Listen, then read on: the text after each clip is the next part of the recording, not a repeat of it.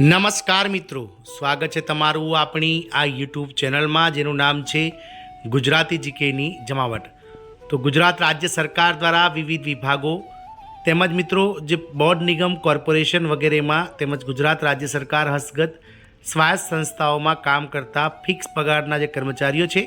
તેમને મિત્રો વધુ એક લાભ આપતો ગુજરાત રાજ્ય સરકારના નાણાં વિભાગ દ્વારા અને હિસાબ અને તિજોરી નિયામકની કચેરી દ્વારા અતિ મહત્ત્વનો જે છે તે મિત્રો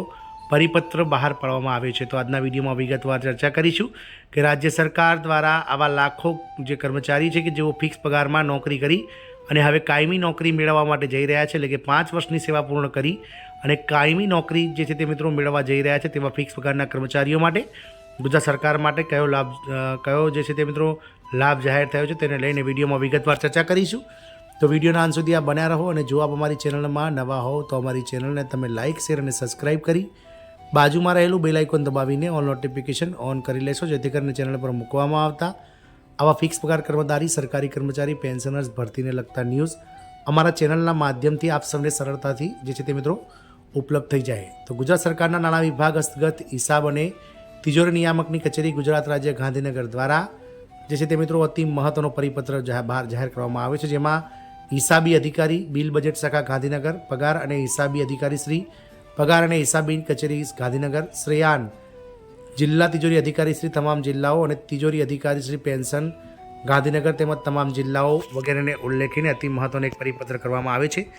જેનો વિષય છે મિત્રો ફિક્સ પગારમાંથી નિયમિત નિમણૂક મળતા માંદગીની રજા બાબતનો આ પરિપત્ર છે। એટલે કે ફિક્સ પગારમાં દરમિયાન જે માંદગીની રજા મળતી હતી તે માંદગીની રજાઓ કાયમી નોકરી મળવા પર જે છે તે મિત્રો શું થશે તેને લઈને ચોખવટ કરતો આ પરિપત્ર છે, જેના માટે નાણાં વિભાગનો ઠરાવ ક્રમાંક તારીખ 2/7/2016નો પરિપત્ર અને નાણાં વિભાગના તારીખ 12/10/2020ના પરિપત્રને વંચાણ લીધેલ છે। ઉપરોક્ત વિષય અન્વયે જણાવવાનું કે સંદર્ભ દર્શિત 1 નંબરના ઠરાવના મુદ્દા નંબર 1 મુજબ ફિક્સ પગારના કર્મચારીઓને વર્ષ દરમિયાન માંદગીના હેતુ માટેની રજાઓ પૂરા પગારમાં 10 અથવા અડધા પગારમાં 20 રજા નિયમ મુજબ મેડિકલ પ્રમાણપત્રને આધારે મળી શકશે।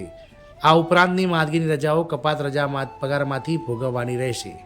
સંદર્ભ દર્શિત 1 નંબરના ઠરાવના મુદ્દા નંબર 2 મુજબ સંબંધિત વહીવટી વિભાગના સચિવશ્રી દ્વારા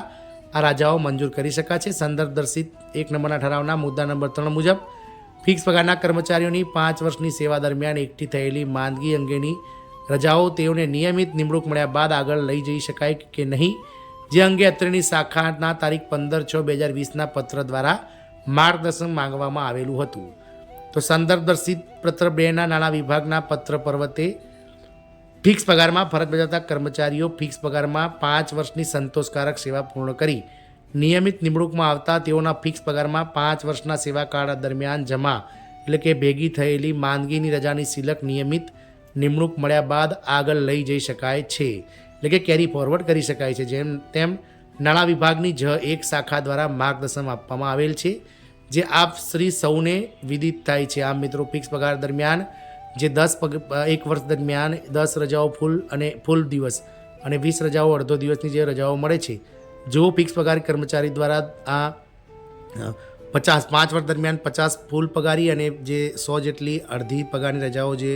મળે છે મિત્રો સામે બંનેમાં, તે મિત્રો કેટલી રજાઓ ભોગવે છે અને કેટલી બેલેન્સ રહે છે તેના પર નિર્ભર રહે છે। અને કર્મચારી જ્યારે કાયમી પગાર પર કાયમી થાય છે ત્યારે મિત્રો જો રજાઓ બચેલી હોય આ 50 અને 100માંથી તો તેમને કેરી ફોરવર્ડ એટલે કે ત્યારે જ્યારે તેઓ ફૂલ પગારમાં આવે છે ત્યારે તેમને મિત્રો કેરી ફોરવર્ડ એટલે કે ત્યારે તેમને તે રજાઓ ફરીથી મળવા પાત્ર થશે તેવો ચોખવટ કરતો આ તિજોરી અને હિસાબી નિયામક શ્રીનો અતિ મહત્ત્વનો પરિપત્ર છે। જય હિન્દ, અસ્તુ।